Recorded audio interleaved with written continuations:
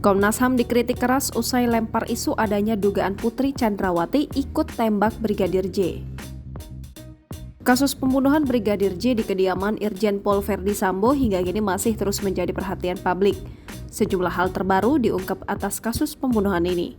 Yang terbaru, Komnas HAM menyebut jika Putri Chandrawati disebut ikut menembak Brigadir J. Menanggapi hal tersebut, pakar hukum pidana Teguh Nasrullah menilai Ketua Komnas HAM Ahmad Taufan Damanik tidak mempunyai kapasitas untuk menyatakan adanya dugaan Putri Chandrawati ikut menembak Brigadir J.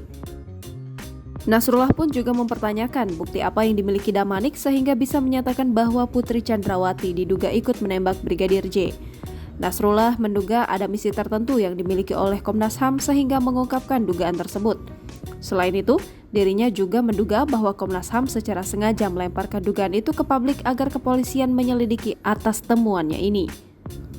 Sebelumnya, Damanik menduga adanya penembak ketiga yaitu Putri Chandrawati dalam kasus pembunuhan Brigadir J.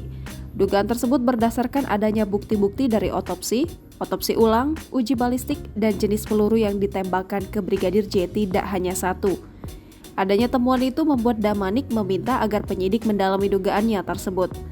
Pada kesempatan yang berbeda, Damanik kembali memberikan pernyataan untuk meluruskan dugaannya tersebut.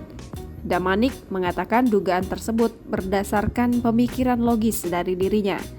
Sebagai informasi, Polri telah menetapkan 5 tersangka dalam kasus pembunuhan Brigadir J, yaitu Verdi Sambo, Putri Chandrawati, Baradae, Bribka RR, dan Kuat Ma'ruf. Jangan lupa subscribe, share, komen, dan like ya!